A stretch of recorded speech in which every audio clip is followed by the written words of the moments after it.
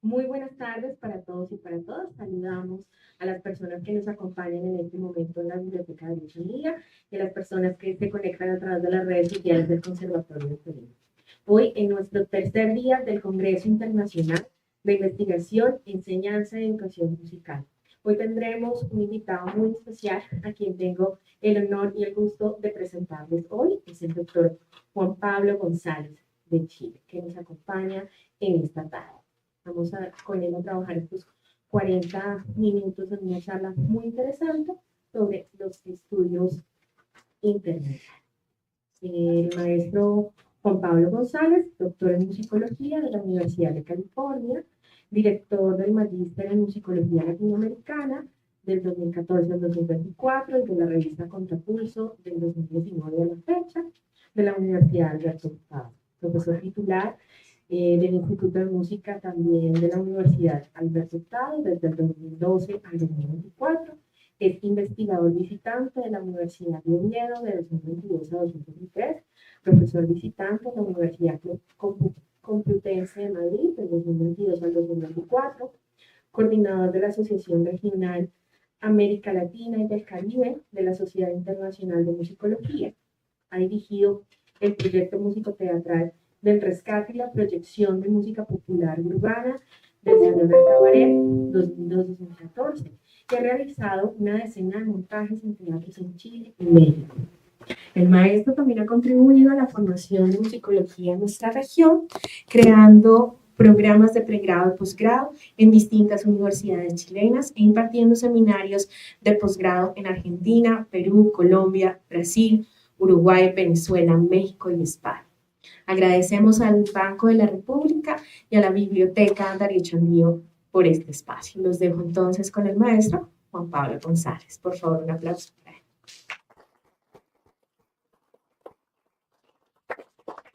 Muchas gracias.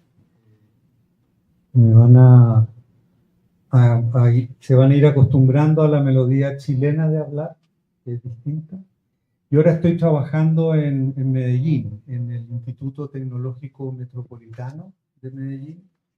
Así que algo de melodía paisa puedo estar absorbiendo, sobre todo para que me entiendan los 60 pelados, como le dicen, a los que les hago historia de la música.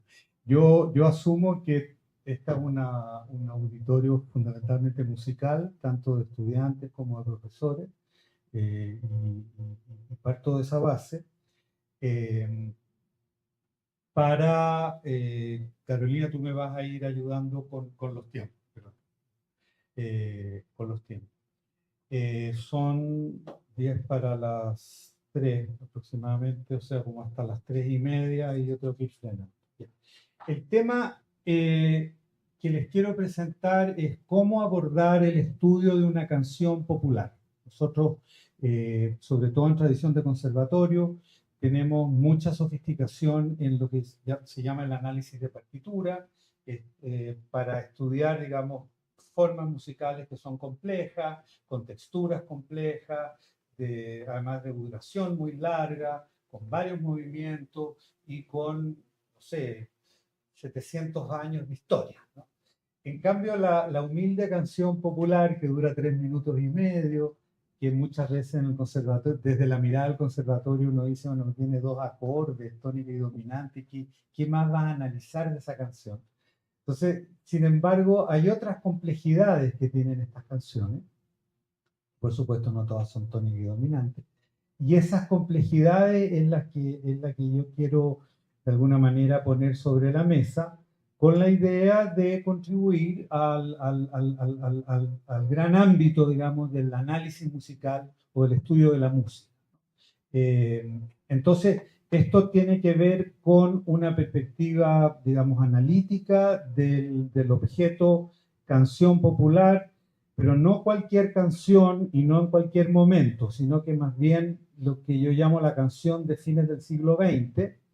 ¿Por qué fines del siglo XX? Porque coincide con la culminación de la industria discográfica en el mundo.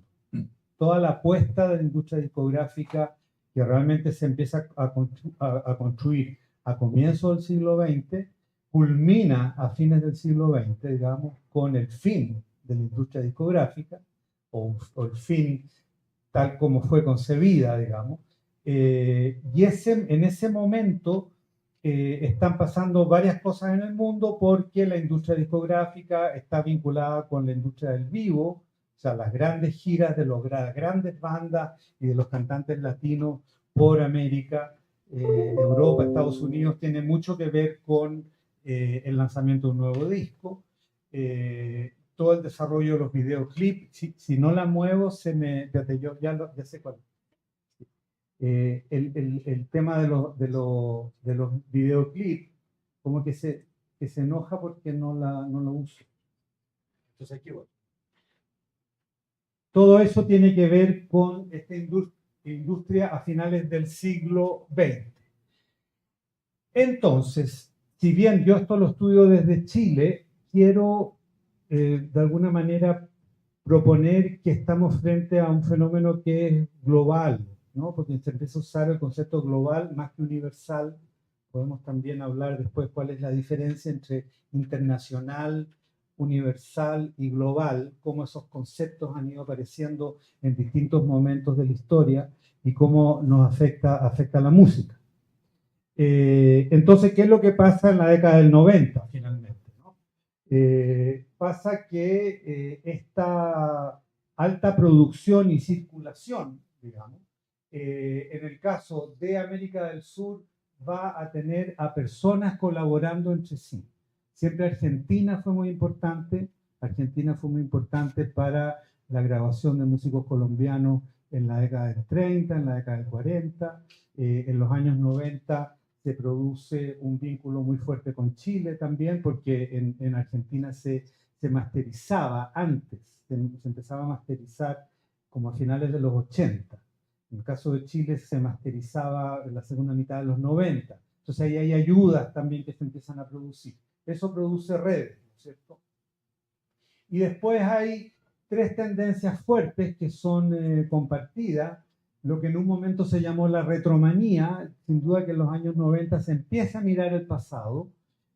Los brasileros, los jóvenes del conservatorio en Río de Janeiro empiezan a tocar Choriño nuevamente. Salen unas ediciones maravillosas en partitura como songbook, auspiciadas por la Petrobras, con songbook de mucho choro brasilero. En Buenos Aires también los jóvenes empiezan a interesarse por el tango que hacían los abuelos, que ya en la década del 50, la generación de los 50, ya no quería más tango, querían folclore y después viene aquel rock. Pero en los 80, 90 vuelve ese interés por la música de los abuelos y así el foxtrot también, el swing, los bailes swing, todo eso empieza a ocurrir. Junto con eso aparece el concepto de la world music, ¿no? que tiene varias... ustedes tienen a Totó la Momposina, ¿no es cierto?, que la ven para bien y para mal, ¿no? Como esta que se nos coló y Peter Gabriel le hizo caso en Londres, y hay tantos otros músicos colombianos tan valiosos. Bueno, esas son las discusiones que se dan, pero ocurrió. O sea, el fenómeno de Totó la Momposina es world music. Por eso se preocuparon ellos de eso, ¿no? El sello Putumayo, y también Buenavista Social Club, que tiene que ver con una world music retromaníaca, ¿no es cierto? Y un proyecto de Gustavo Santolaya en Buenos Aires, Montevideo, con el Café de los Maestros, que también es recoger a viejos músicos de los años 40 y 50, medios olvidados en los 90, que son nuevamente de interés, ¿no? Y el pop rock, o sea, el pop, todo es pop, ¿no? Hay un sociólogo argentino israelita que se llama Moti Regev, que explica muy bien cómo se popiza todo, ¿ya? Incluso las músicas folclóricas, que empiezan a tener bajo eléctrico. Y además, la popización tiene mucho que ver con la amplificación. Por eso es tan importante la música clásica que no es amplificada. Y cuando ya la música clásica sea amplificada, yo creo que ya llegamos al final. La gente escucha todo amplificado. Yo realmente el micrófono no lo necesito, pero de manera muy natural me entregan un micrófono porque se está haciendo una transmisión en streaming. Perdón. Está bien. Fue un experimento. No, estoy feliz aquí. Era No, está bien. Está bien, está bien. Está bien, está bien. Era el estilo y me olvido. Pero está el tema de que la música sale de los parlantes. Esa es como la idea de la popización, digamos, del sonido. Y resuena en nuestro cuerpo, y ya estemos en Nueva Delhi, o estemos en La Paz, o estemos en Nepal, es más o menos lo mismo. Y eso empieza muy fuertemente en los años 90. Entonces tenemos géneros comunes también, ¿no? Hay fenómenos de nueva canción, nuevo cancionero, fusión, contracorriente. Esto es lo que yo trabajo en Chile, digamos, pero ustedes verán que en otros lugares, digamos, sobre todo en América del Sur, eso también ocurre. Esto, lo de la música en vivo, va a ser muy importante, las giras mundiales, ¿no? Hay mayor acceso a repertorios, ¿no? Y están los procesos políticos de América del Sur con el desexilio uruguayo, argentino, chileno, ¿no? Que también supone un elemento común de regreso de músicos que tuvieron experiencias.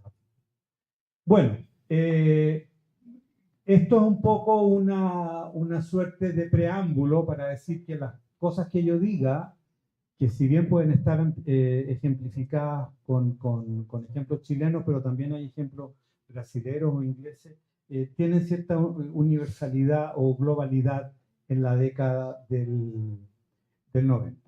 ¿Qué es la intermedia? Hay un señor que se llama Dick Higgins, que el año 66 propone la existencia de expresiones artísticas nuevas que combinan una expresión con otra, sin hablar de la ópera, sin remontarse a comienzos del siglo XVII, que fue la gran intermedia. O sea, la media tiene que ver con el medio musical, el medio literario, el medio escénico, el medio sonoro, ¿no?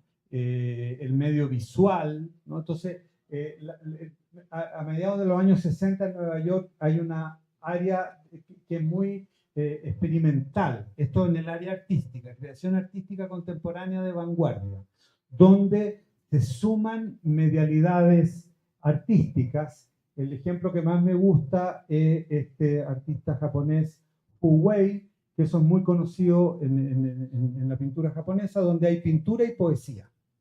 Pintura y poesía.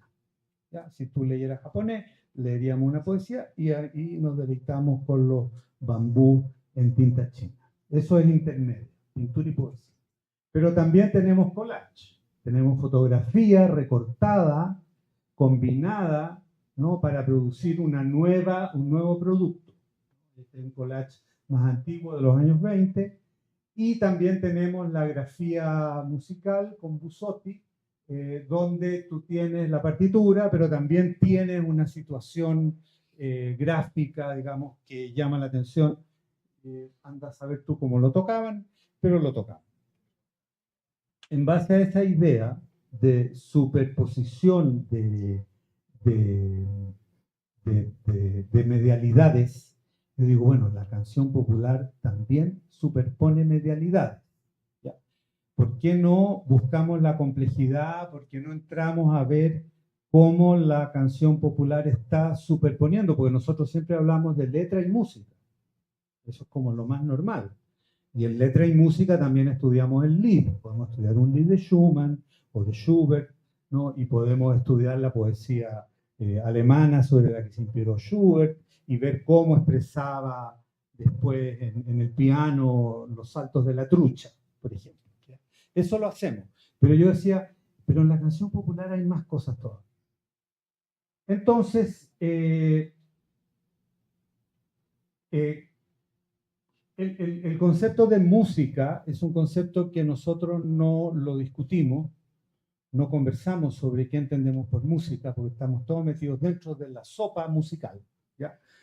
Uno se sale y se empieza a dar cuenta de que para distintas personas el concepto de música es diferente, no es un concepto universal, ¿ya? Un concepto más bien que está atomizado. En el caso de la práctica del músico popular, la idea de música va a ser el arreglo, que también es un concepto que desde el conservatorio se veía, por lo menos en mi experiencia en Chile, se veía mal porque decían, bueno, ¿qué tienen que arreglar? Está tan mal hecho eso que lo tienen que arreglar, ¿no? Cuando el concepto de arreglo viene de arrangement, que es disponer, porque el procedimiento composicional en la canción popular tiene mucho que ver con una idea melódica, con algunos acordes de acompañamiento en la guitarra, y eso hay que arreglarlo. Incluso las orquestas de tango tienen el que compone el tango y el que arregla el tango para esa conformación. ¿Okay? Aníbal Troilo, Pugliese, tienen arregladores que la idea de Troilo, de Pugliese, la llevan a los bandoneones, el violín, el piano, el contrabajo. Si hay canto. Entonces hay un proceso como de instrumentación, que es un proceso composicional que tiene que ver con la idea del arreglo. Pero la letra es, ¿cómo te hay un problema con esto? ¿Ya? Un problema con esto. Se aburre de esperarlo. Ya, perdón. Si lo pones en la... Ya, espera. Ya, ok. A ver cuál es, ¿no? Es internet. Entonces, la letra es performada. Entonces aquí viene un primer problema, porque hay muchos estudios de la canción popular que se basa en el estudio de la letra, en lo que dice la letra, en el contenido de la letra. ¿Ya? Sin embargo, a nosotros nos apelan, nos emocionan, nos llegan canciones en inglés de las cuales no entendemos lo que dice la letra. ¿Ya? Entonces es un tema. Entonces, aquí hay algo que no es sencillamente el contenido de la letra, o la letra de una canción no es una poesía que tenga una existencia independiente de la canción, aunque tú puedas tomar poesía y hacer canción. ¿Ya? Hay algo más con la letra de la canción que tiene que pasar por esa otra medialidad, que es la medialidad de la performance, de la performatividad de la letra. Solamente eso. ¿Ya? Como esa letra pasa por el cuerpo de un cantante, por la voz de un cantante, por una vocalidad, y ahí la letra va tomando significado. Porque yo puedo decir, cierra la puerta, cierra la puerta, cierra la puerta, cierra la puerta, cierra la puerta. ¿Qué escribí yo? Cierra la puerta. Si analizo el texto, digo, le dijo que cerrara la puerta. Pero ¿cómo se lo dijo? ¿Ya? Y el sentido, la emoción, la expresión de ese texto tiene que ver con cómo yo lo performé. Y eso que no le puse línea melódica, ni ritmo, solamente expresión. Ahí estaríamos bien. Entonces, no saco nada con performar, o sea, toda la canción de la cual nosotros hablemos, todas las canciones, todos los artistas fueron grabados. Si no fueron grabados, no estaríamos hablando de ellos. En la música clásica fueron editados en partitura. Grabado o no, es secundario, pero fueron editados en partitura. Si estos cantantes no hubieran sido grabados, si estas canciones no hubieran sido grabadas, no estaríamos hablando de ellos. Entonces la grabación, y por eso la década del 90, el pic de la industria discográfica en el mundo es importante, porque en el estudio de grabación se va a grabar, mezclar y masterizar. Y ahí va a haber un proceso creativo, estético, que queda nítidamente claro a partir del trabajo de los Beatles en los estudios Abbey Road a finales de los 60, donde los músicos crean en el estudio, en compañía de los ingenieros, de los productores, etc. Otra medialidad, que esa es la medialidad sonora. ¿Cómo le gustó? Ahí se va. Tengo que andar más rápido. No lo pudiste... Bueno, no importa. Voy más rápido. Ahí está. Ya.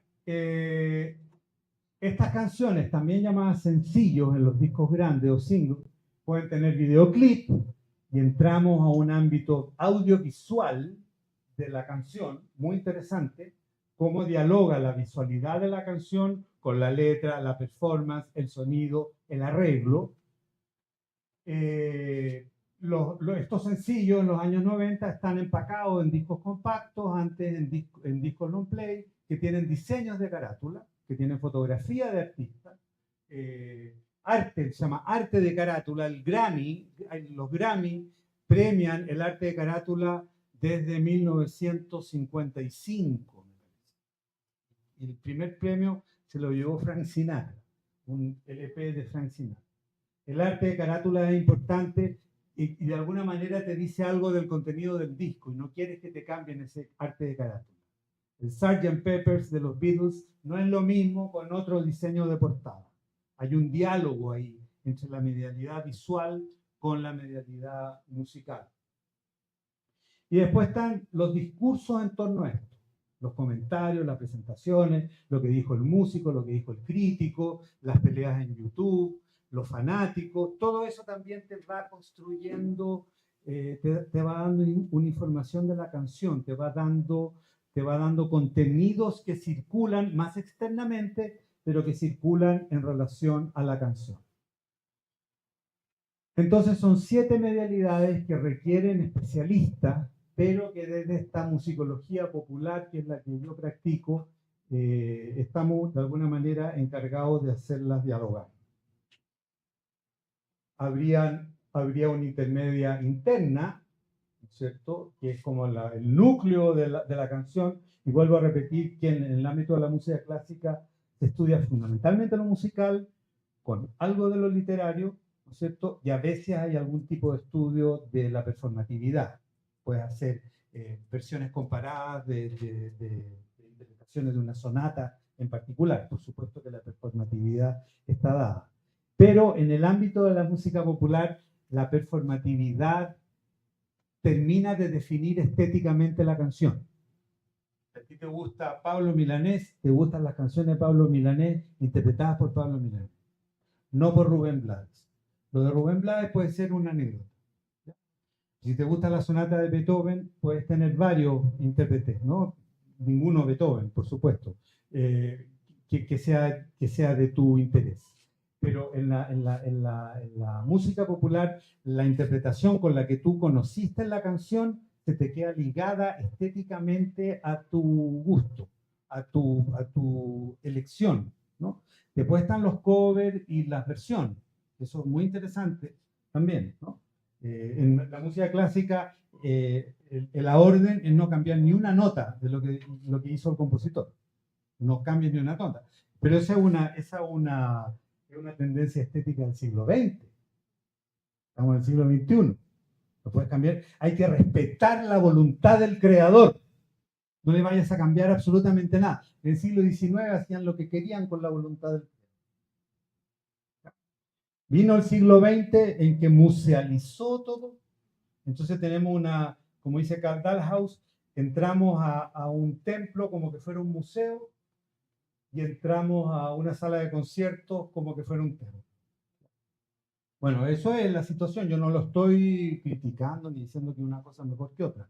Estoy situándonos históricamente y señalando cómo en el caso de la versión y del cover, que nosotros en español lo diferenciamos, pero que los gringos no lo diferencian. Para ellos el cover siempre supone una versión, porque siempre supone otra voz, otra banda, a no ser que sea una banda tributo, ¿no? Ahí sí que tú quieres sonar igual que Queen, está bien. Pero cualquier músico que haga una canción de Queen va a sonar distinto porque no son Queen, no es Freddie Mercury. Entonces, eso tiene que ver con la performatividad. Y después está lo externo, que no lo vamos a ver, que es lo audiovisual, visual y discurso.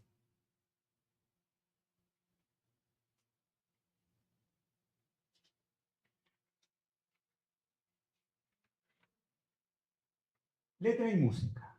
¿Ya? Letra y música es como los dos pilares. Definen derechos de autor, se anuncian en los festivales, letra y música, ¿no? Qué sé yo, los estudios de la letra y de la música. Pero son letras performadas, ¿no?, a través de un micrófono, donde aparecen un montón de elementos que empiezan a agregarle contenido a la letra. Y gracias al micrófono, porque gracias al micrófono te escuchan las voces naturales de las personas y el canto natural de la persona. Sin el micrófono tengo que impostar. Y el aparato de impostación de alguna manera te homogeniza un poco más. Las performances son musicalizadas en los arreglos y los arreglos son grabados con ese procedimiento.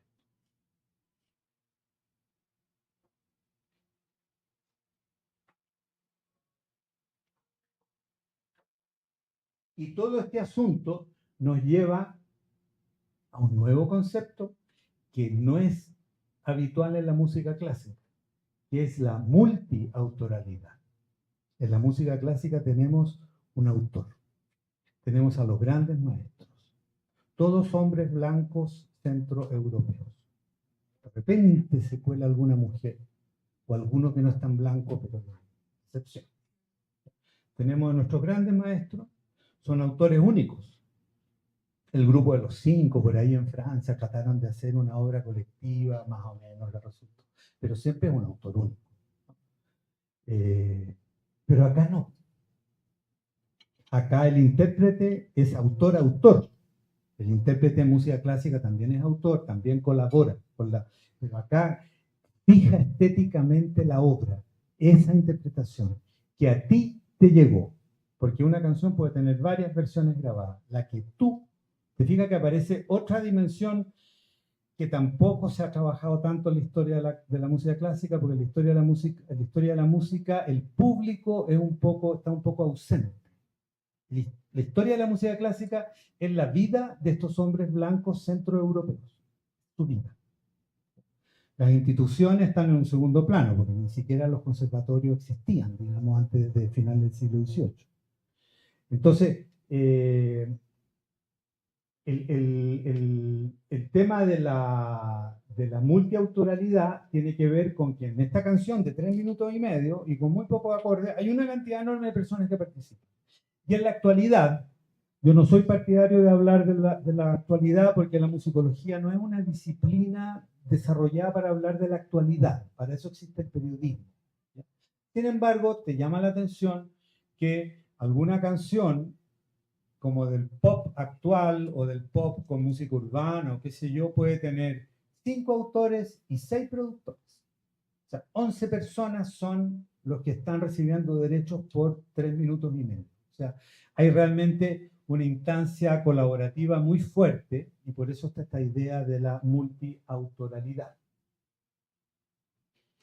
La intermedia literaria es bastante compleja, porque ustedes imagínense lo que son los estudios literarios, lo que es la novela, la poesía, el cuento, el ensayo. Tratando de simplificar un poco el asunto, ya sabemos que la letra es como lo más visible de la canción, pero podemos no prestarle atención. Aquí viene como el gesto musicológico de bajarle el perfil a la letra. Después se lo vamos a subir de nuevo. Pero primero hay que bajarle el perfil. No me estudies la canción, no me digas que estás estudiando una canción si estás estudiando la letra. Ustedes conocen los huevos con aceite. No sé si se podrá poner. Ya se va a enojar ya Kingston.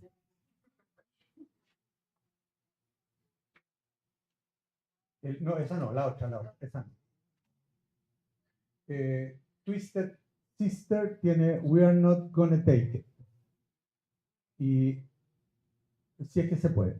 Entonces, digamos, el gesto mío en este momento es bajarle el perfil a la letra para volver después a subírselo, pero es necesario bajarle el perfil porque hay mucha tesis sobre la canción que solamente se basan en la letra, ni siquiera la letra performada. Si no se puede, no. ¿Pero estás conectado al Wi-Fi? Sí. Digamos, démosle, huevos con aceite. Abajo, explorar YouTube. Bien abajo, ahí.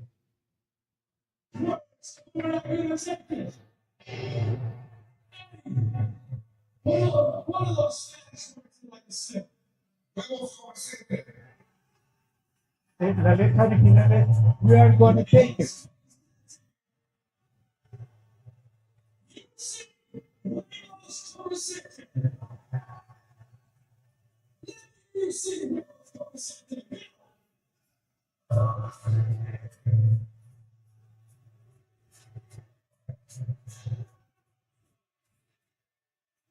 Limón.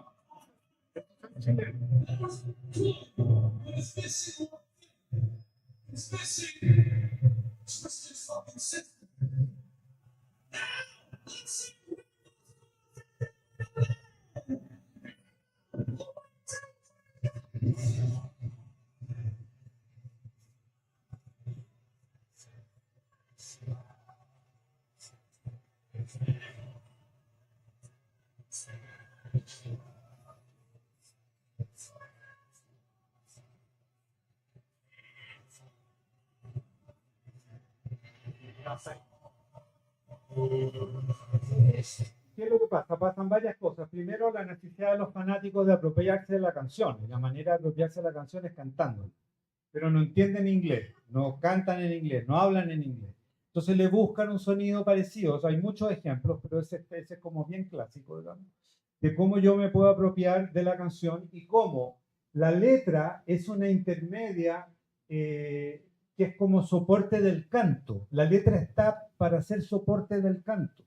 Además, hay mucho músico popular que tiene primero las melodías. Los procesos de creación son muchas veces así.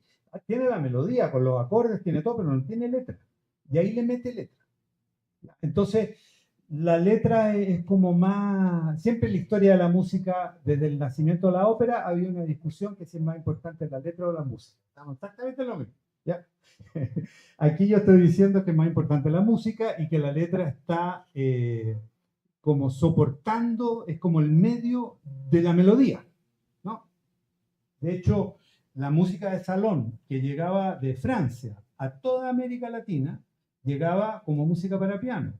Y la gente acá la escuchaba, la quería reproducir y no tenía piano, la hacía en guitarra y entonces usaba la voz y la cantaba. Entonces empieza a cantar el vals, la polka, la cuadrilla, la redowa, un montón de música que no era cantada. Y aquí se le canta porque tú le agregas otro instrumento que tú tienes, que es la voz. Eso. Sin embargo, habiéndole bajado el perfil, ahora se lo subimos. Y por supuesto que es importante la letra en cuanto al contenido, en cuanto al formato, a la estructura que le da la música. Y las traducciones son interesantes también. Aquí hay otra pequeña broma de Kino, que ilustra.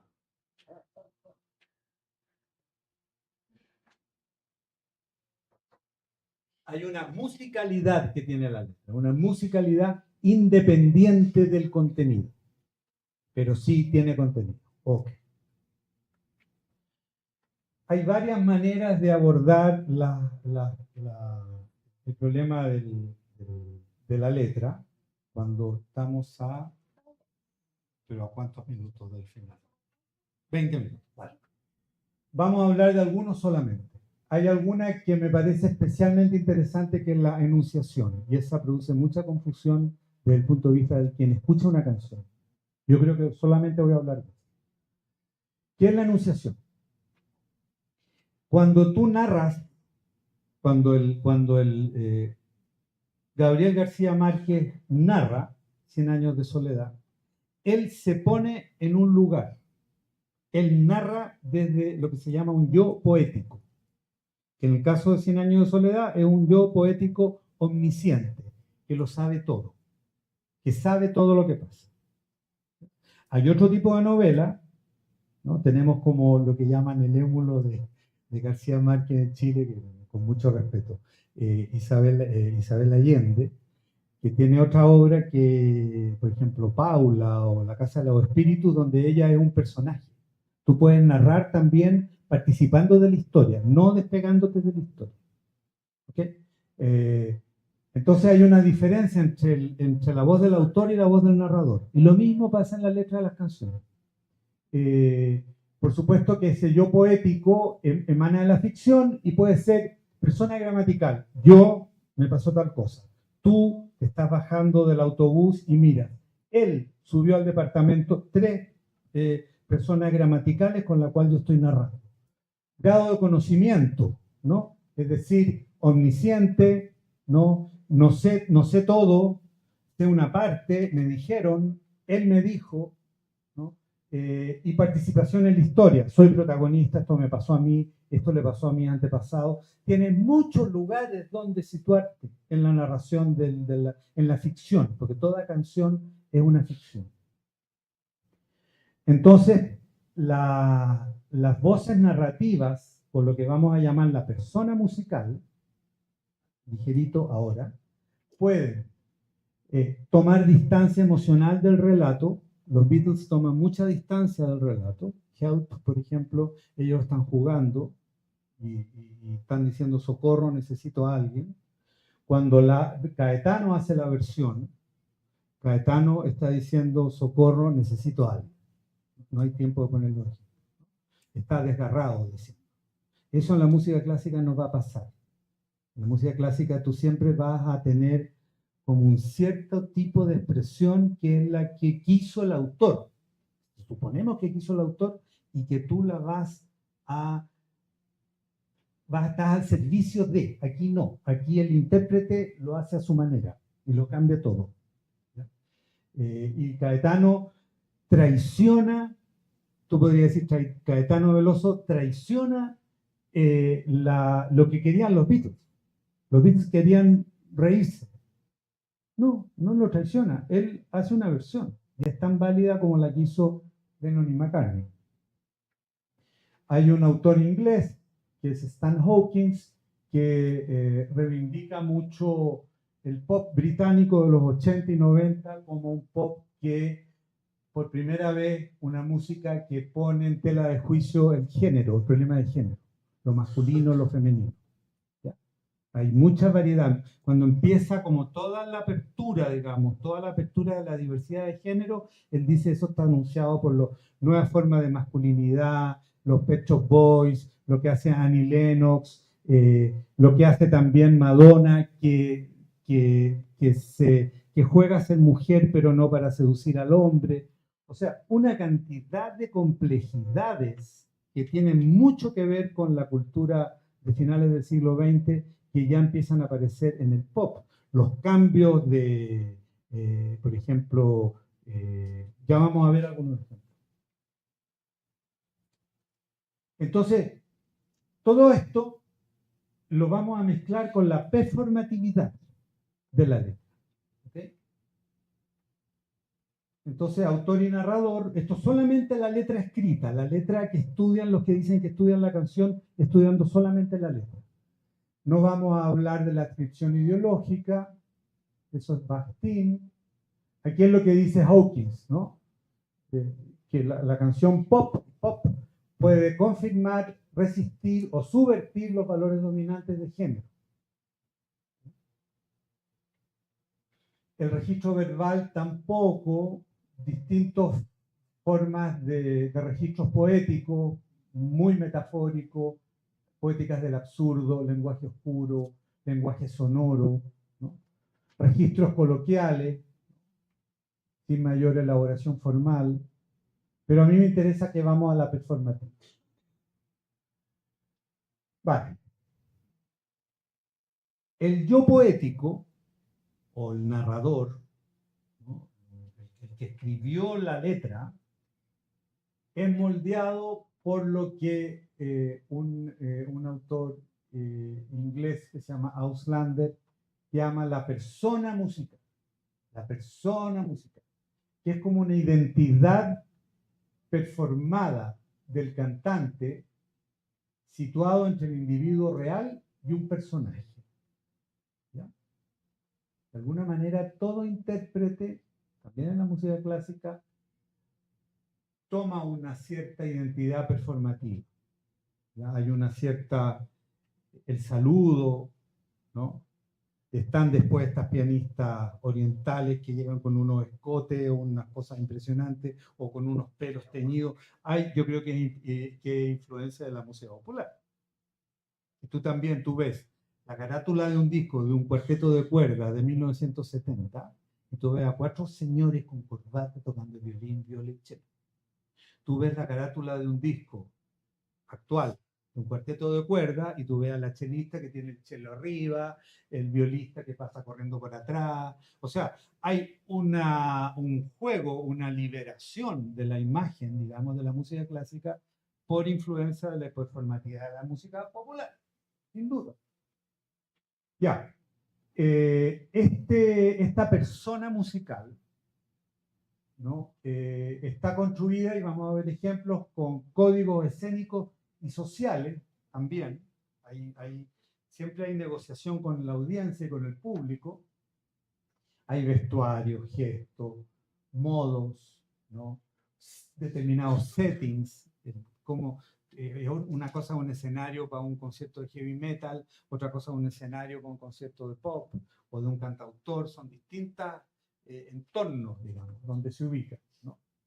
Y se negocia con la audiencia. O sea, de hecho, cuando Bob Dylan apareció con guitarra eléctrica, lo pifiaron, ¿no? Él tuvo que negociar la guitarra eléctrica. Él era como un cantante folclórico. Folk. Supone que no tiene que tocar guitarra eléctrica. Pero él lo hizo folk, inventó el folk rock, y después además le dieron el premio Nobel de Literatura. Entonces se producen, por supuesto, que negociaciones.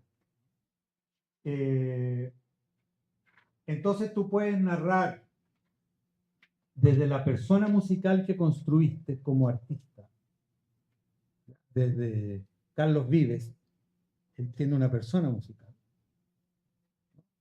Clásicos de la provincia, del interior, incorporando el pop, pone al de la gaita al lado, está el otro con el acordeón. O sea, él muestra raíces, ¿no?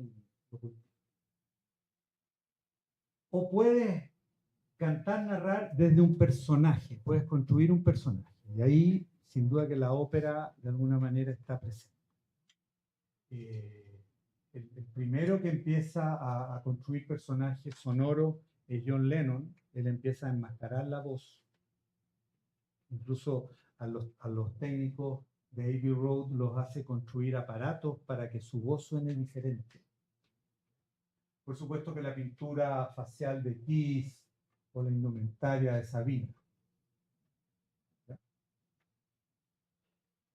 Entonces esta persona musical, o yo diría, como hablamos de un yo literario, aquí hay un yo escénico. El yo literario es desde dónde escribo el texto. El yo escénico es desde dónde me sitúo para interpretar. Y es un mediador de con cómo oímos la canción y con quién creemos que la está cantando.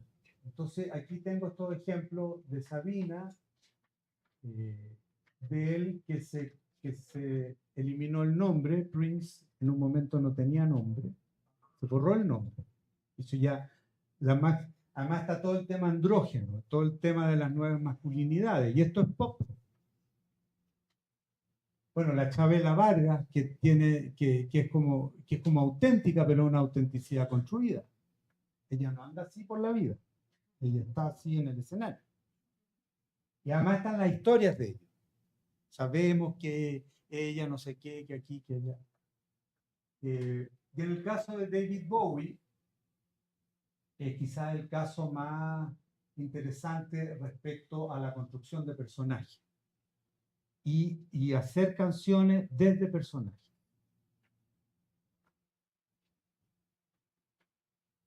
Entonces la letra pasa por acá. Ese es como el punto. Esto es con un micrófono, el que te permite cantar naturalmente, tener volumen en registros graves, ¿no? Escuchar la voz del cantante. Por eso en los cantantes populares no se pueden parecer entre ellos. Los cantantes líricos, si a ti te dicen, canta como Pavarotti, es un cumplido, ¿no? Pero si te dicen, canta como Silvio Rodríguez, mal. No puedes cantar como Silvio Rodríguez, tienes que cantar como tú. Porque son voces que están muy expuestas. Y hay mucho de la personalidad del músico que está en la voz. Es lo que se llama el grano vocal, ¿no?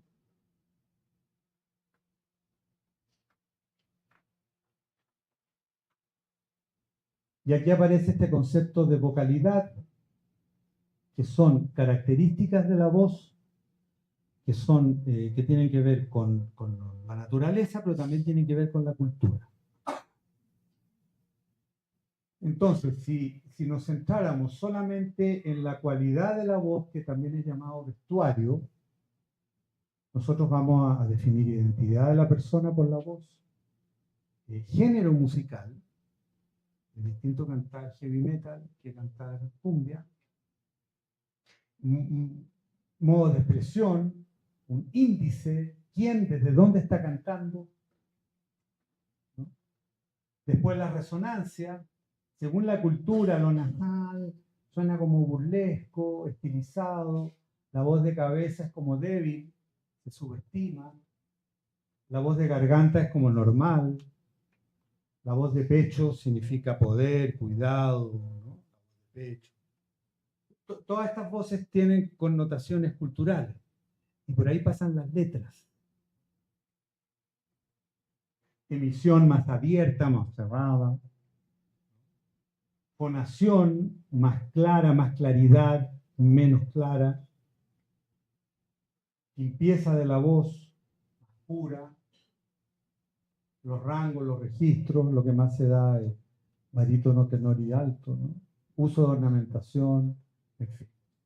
El tema de la salud vocal, que es importante tener unos minutos, tenemos 5 minutos. El tema de la salud vocal es muy importante en la enseñanza del canto clásico, pero en el canto popular eso desgraciadamente no está presente. Y hay muchas voces muy importantes y muy interesantes que se echan a perder. O sea, el cantante popular no está preocupado de la salud vocal, ¿no? Y el metal medallo, o incluso el propio Lucho Gatica, se echó a perder la voz, se la operó, que le quedó peor. Ya. Entonces, hoy, en la actualidad, en las escuelas de música popular, cuando se enseña canto popular, sí hay una preocupación de la salud vocal, algo que no necesariamente estuvo presente en el pasado. Ya, distintas cualidades, no me voy a señalar, distintos tipos de emisión, fonación y limpieza. El arreglo, yo creo que es algo que ustedes tienen más claro porque tiene que ver con la forma, con las estrofas, el estribillo, si es binario, si es ternario. También me lo voy a saltar. Las canciones con estribillo, las canciones con coro, hay una diferencia entre el coro y el estribillo. Quiero llegar al ámbito del sonido. Está la introducción, el final de la canción, el outro, y quiero la intermedia sonora para terminar y llegar a algunas conclusiones. Década del 10, las grabaciones son registros limitados de la realidad. Década del 50, con el hi-fi, las grabaciones son registros fieles de la realidad. Y década del 60, las grabaciones son la realidad. Y las bandas en vivo tienen que parecerse a la grabación. Eso también genera un problema en la música clásica, porque las grabaciones son perfectas.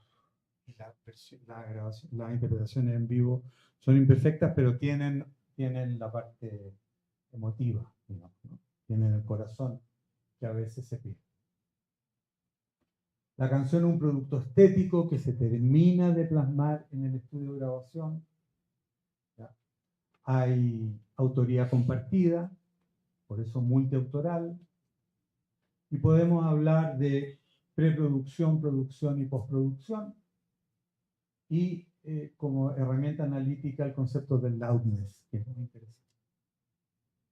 Vamos a avanzar rápido, digamos, la cantidad de decisiones.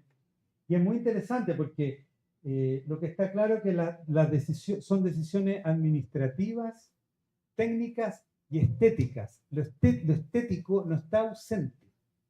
La estética no es una rama de la filosofía que se estudiaba en el siglo XVIII y que yo nunca estudié filosofía, profesor, ni sé mucho lo que es la estética. Y sí que en mi barrio hay un lugar que se llama Salón de Estética y que van unas señoritas a arreglarse la uña. No, la estética está en todo. en tus decisiones técnicas y en tus decisiones administrativas son decisiones estéticas que van a influir en el resultado final de la canción.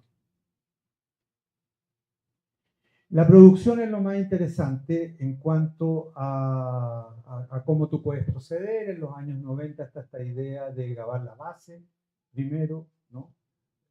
O también la base rítmico-armónica, o lo que también los músicos le llaman el groove.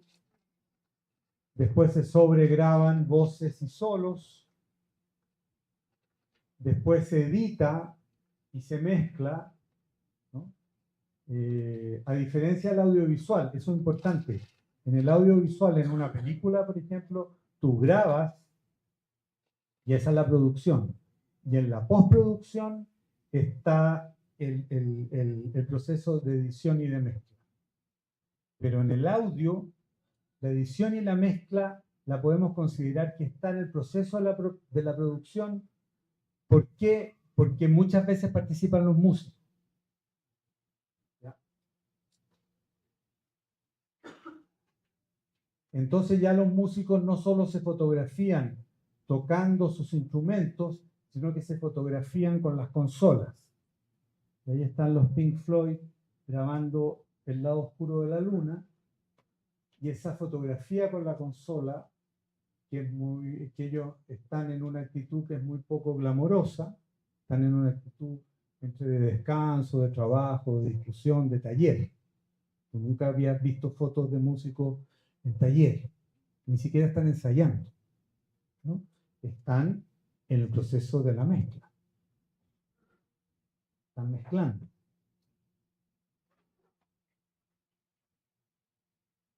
Esto es muy bonito. Podemos ver aquí imaginamos un cubo, porque la mezcla es multidimensional. No es solamente el estéreo izquierda-derecha, sino que es delante, atrás, arriba, abajo. Es realmente un soundbox. Y este es el ejemplo.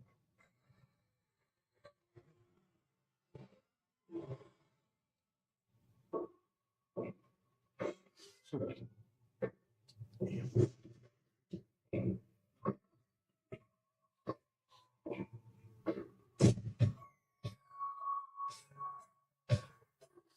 ¿Ya saben qué es?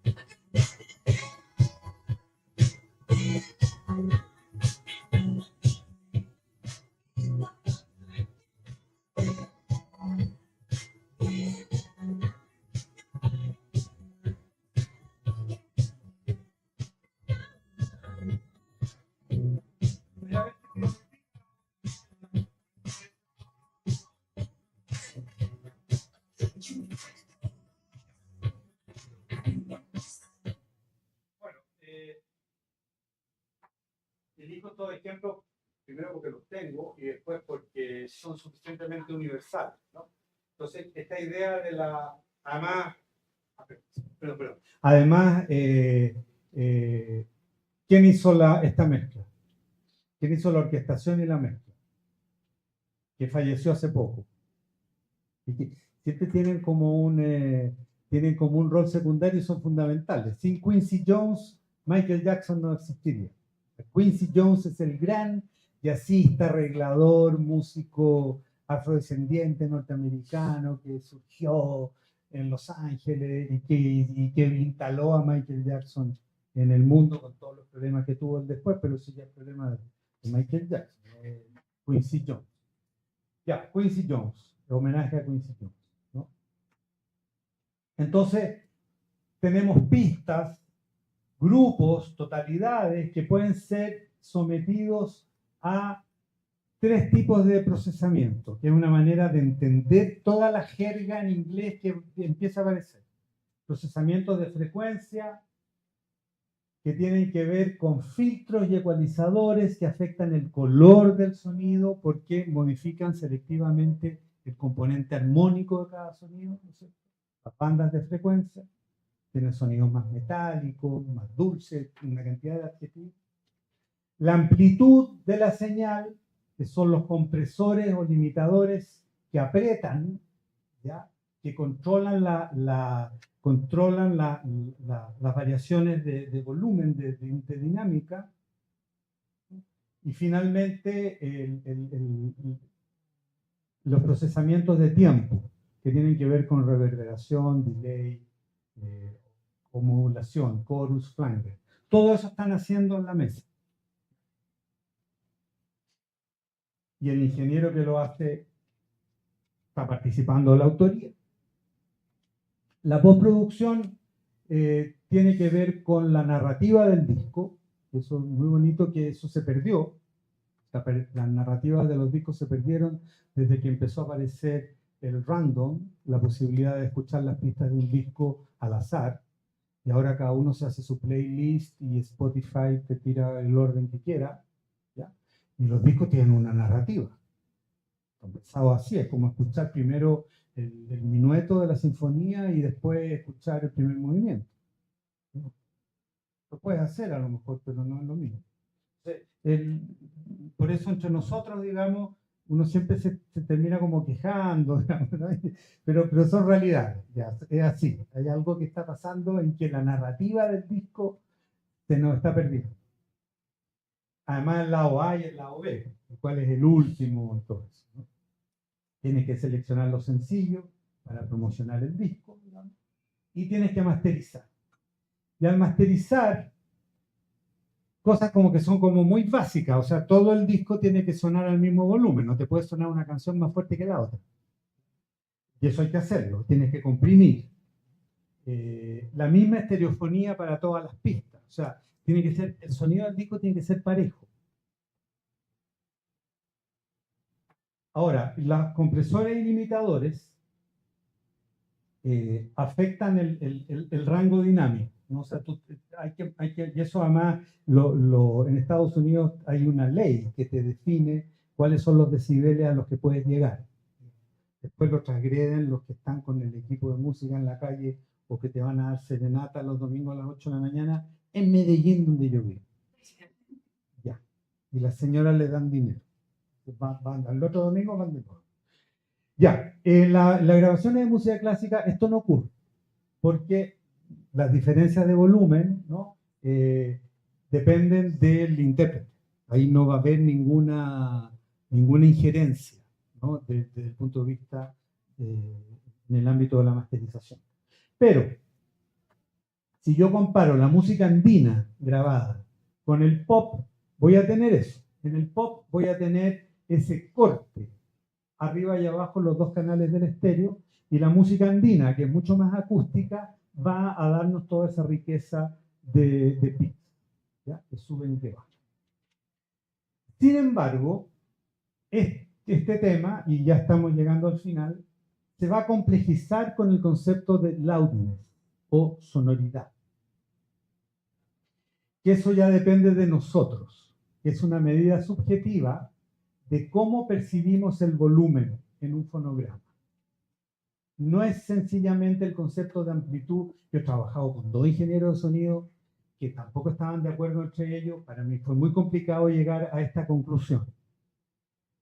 No es el loudness que tiene en el equipo de música, es otra cosa. Es una medida subjetiva que la vamos a ver. Que no se reduce a algo físico del sonido. es más complejo, que tiene que ver con el contenido espectral del sonido, las variaciones que tiene este sonido en el tiempo, porque nosotros escuchamos fuerte o despacio según lo que escuchamos antes. O sea, nuestra percepción del volumen es relativa. ¿Ya? Y esto es resultado de todo, del arreglo, de la performance, del control de dinámica, etc. Esto se mide en unidades de volumen percibido relativas a la escala completa amplitud digital. Déjenlo hasta ahí, mejor que veamos el monitor. Entonces, si yo tengo tres curvas aquí. Esta curva que se mueve mucho, perdón, hacia arriba están los decibeles que los ponen en negativo. Hacia aquí está el tiempo, una canción de 3 minutos 20. La línea negra es el volumen que nosotros percibimos cada 3 segundos. La sensación de volumen que tenemos en 3 segundos.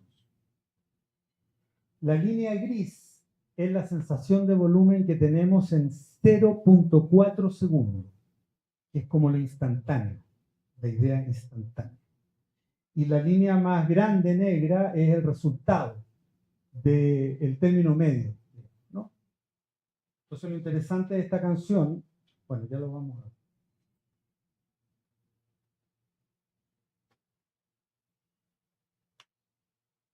¿Ya? Si yo comparo esto, la canción se llama Cuando respiro en tu boca, que es cuando hicimos el análisis. Si yo lo comparo con el procesamiento que ha tenido con los compresores, sí, aquí está claro que aquí hubo una mayor compresión, pero no es que hubo una mayor compresión, sino que el estribillo baja el volumen. Aquí están los estribillos. Baja el volumen, baja el volumen. Lo puedo mostrar acá.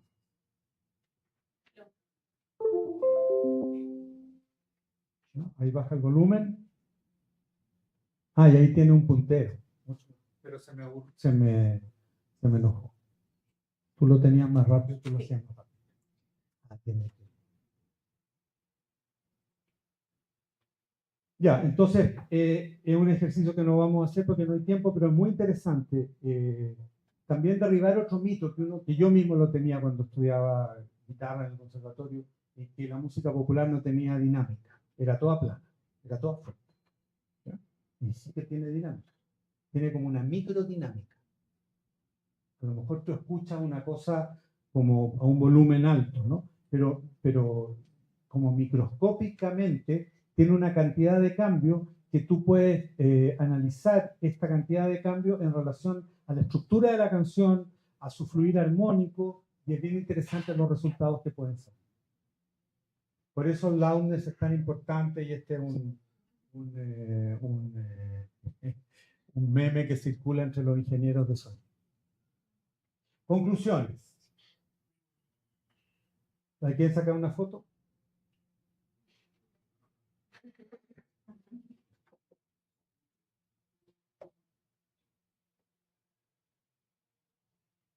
Vamos a las conclusiones.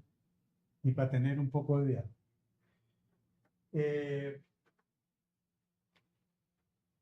Esto es lo que llamamos escucha crítica de la canción. Lo podemos hacer buscando estas relaciones de sentido que surgen al relacionar las medialidades. Este ejercicio lo vamos a hacer mañana a las 8:30, profesora, aquí mismo.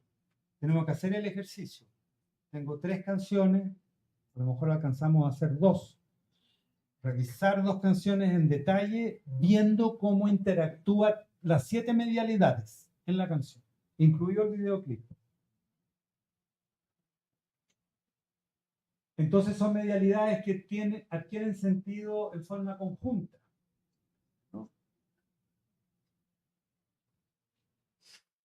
Y son significados que se construyen socialmente, por los fanáticos, la industria, los medios y nosotros mismos.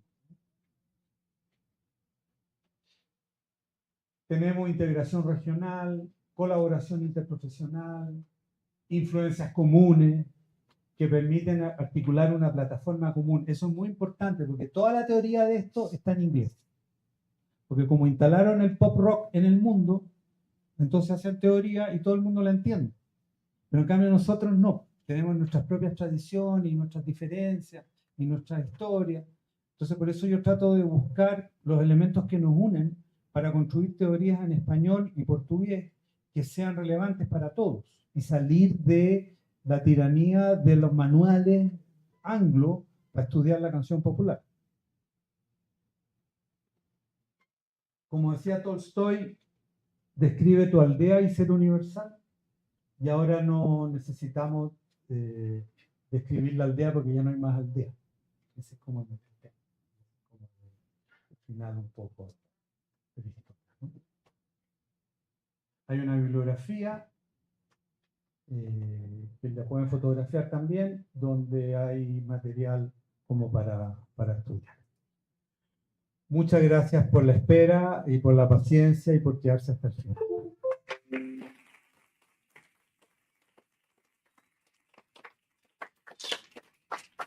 Bueno, muchísimas gracias a todos y a todas por su asistencia. Tenemos espacio para 2 preguntas. Sí. Bueno, maestro, primero que todo te agradecemos mucho por la presentación que nos haces. Definitivamente es una aproximación diferente a la que estamos acostumbrados. Dentro de la presentación que nos hacías me surgía una inquietud y es que precisamente saliéndonos de esa dimensión digital y tecnológica, un poco como que el espíritu de la experiencia estética dentro de la música clásica está en ese ejercicio performático en vivo. Entonces me preguntaba, ¿qué sucede cuando la música clásica y la performance es atravesada por esta tecnología? Es decir, ¿cuál es la diferencia entre la propuesta que me hace la orquesta cuando yo asisto a la sala de conciertos y lo que sucede cuando escucho el disco de la Filarmónica de Berlín y utilizan todos estos recursos técnicos de los que nos hablabas, los compresores, la espacialidad, la masterización? ¿Cuánto cambia y qué sucede con esa apuesta expresiva? Porque de todas maneras el escenario sigue teniendo su magia, ¿no? Pues en efecto tú decías, la grabación es perfecta, pero el escenario, aun con imperfecciones, tiene un encanto, tiene una seducción, por decirlo de alguna manera. Sí, es muy buena la pregunta y si bien no estoy yo dedicado a estudiar el tema, como me he dedicado a estudiar esto, primero yo diría 2 cosas. El estar, digamos, el escuchar música en grupo, esa idea gregaria, siempre la música se escuchó en grupo, en colectivo. La audición individual empezó con la industria discográfica. La audición individual o la audición cotidiana es una audición, o la audición doméstica o en el auto, que es una audición que es menos concentrada. De alguna manera la audición de la música en vivo, asistir, el ritual de asistir, comprar la entrada, buscar la reserva, elegir, invitar, llegar, el silencio previo, el estar sentado. Yo creo que hay un tipo de audición, ya no estoy hablando de lo que nos entregan, estoy hablando del que escucha, que es un tipo de audición que es más comprometida, que está más entregada con el evento que la audición digital, que la audición en el streaming, que la audición cotidiana, ¿no? De hecho, yo mismo te podría decir que yo no recuerdo sentarme, poner un disco en una silla a escucharlo. Sí, lo hacía antes, pero ahora no. Ahora uno lo escucha en el computador o lo escucha en el celular. Esa es una cosa. Lo otro es que llama mucho la atención que la Deutsche Grammophon, que es el sello discográfico alemán de música clásica, esté haciendo videoclip. Tú te vas a YouTube, a Spotify, buscas algo que es, hay uno maravilloso, que creo que es de clavecín bien temperado, me parece, y ocurre en una pescadería, en Noruega. Y está el pianista tocando en una pescadería, y están la gente trayendo pescado, digamos, y después hay una cierta como de liberación. El tipo que trae pescado renuncia y se toma un bote y se va al mar. Y mientras tanto está el clavecín bien temperado. O sea, entonces, ahí hay algo que te puede dar la experiencia digital y cómo te ¿Cómo te capturo? Te pongo un video. Si no te pongo el video, yo no sé qué estás haciendo tú mientras estás sonando el clavecín en temperado. Pero si te pongo el video, yo me aseguro que tú estás atento, que no puedes estar haciendo otra cosa, como en la época del audiovisual. Yo diría, desde el punto de vista del auditor, hay una manera de capturarte o no capturarte. Y eso va al servicio de la música. ¿Sí? Diría que eso. Siguiente pregunta.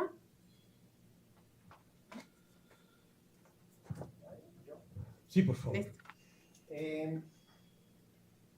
Tú estás hablando de la música clásica, en el campo de la música clásica, ir al audiovisual, pero también desde la música popular se vuelve, por ejemplo, ahora al LP. Sí. Ese cambio, ¿cómo se explica desde este enfoque la vuelta hacia este tipo de escucha un poco más concentrada? ¿Será? Con una especie de regresión al formato anterior. Y no solo al LP, sino que también al cassette. Incluso al cassette, consumo de cassette de jóvenes que no tienen tocacassette. O sea, ese cassette no lo van a poder escuchar, pero lo compraron. ¿Ya? Entonces hay un fetichismo, hay una búsqueda del objeto, de este arte que es inmaterial, y que si no lo tienes en una partitura, no lo tienes en un disco, no lo tienes en una cassette, como que no lo puedes tomar en la mano, un poco eso. Yo creo que hay mucho de eso también, ¿no? Hay mucho de... yo me acuerdo una estudiante en Oviedo que estaba viendo el punk español femenino y estaban sacando cassettes. Pero los cassettes que uno conoce, que siempre conoció, eran versiones de long play, de disco en cassette. Entonces eran carátulas, yo estoy viendo lo visual, carátulas llevadas, pero estos no, eran cassette, siempre eran cassette. Entonces estaban como casi escritos a mano. Era realmente una miniatura, era una cosa preciosa, un cassette como tallado prácticamente, ¿no? Uno por uno. Entonces yo creo que hay algo del objeto, hay algo del poco de fetichismo. Porque claro, a los jazzistas les gusta escuchar a Coltrane en long play con un amplificador a tubo. Estoy totalmente de acuerdo. No es lo mismo que Spotify en el celular. Bueno, muchísimas gracias a todos y a todas. Mañana estaremos con el maestro nuevamente a las 8 de la mañana, 8:30 de la mañana, aquí mismo en taller. Me quedo entonces con los docentes que vienen a la mesa técnica. Muchas gracias. Otro aplauso para el maestro.